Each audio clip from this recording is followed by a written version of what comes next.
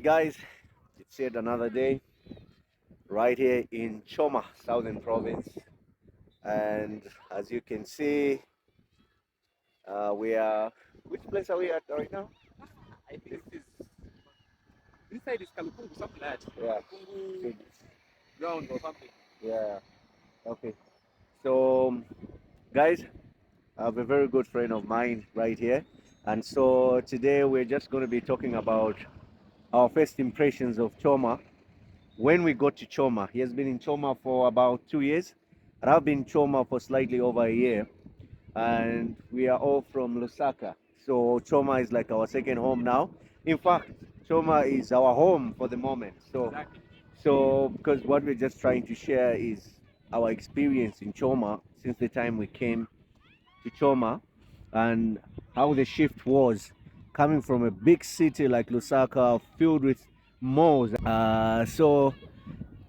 Coming to Southern Province was quite a major shift. So we're just going to be chatting about Choma, guys, the places and ABCD. Join us as we dive into our own personal experiences of the so-called Choma man. Yeah, that So something like that. I know, right? Yeah, the Tonga land. Okay, great, guys. Yeah, so we're just going to dive into that today. In fact, my name is Samuel, and let me just show you right there. That is a renowned outlet called Green Solutions. They deal with agro chemicals and ABCD.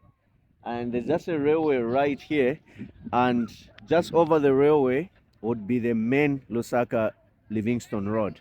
So we're just here to just get some fresh air. That is my bike right there, and that is my friend's bike right here. So we're just riding within the city of Choma. Exactly. Is it already a city or I think it's a city. or it's still a district I or don't know. something? I don't know the difference between city and town, but it's big enough to be a city. Yeah, pretty much. Yeah. I think the first thing we're going to talk about would be our first impression of Choma. Uh, Look, guys, what brought me to Choma was work. Okay, I work for this wonderful company called Precision Farming. So, so pretty much that is what brought me here to Choma. But what were my first impressions before and coming to Choma? Being actually on the ground in Choma. So before, I'd only been passing through Choma, going to Livingston some years back. So just passed through Choma, but I didn't really have a feel of what Choma was and what Choma would offer.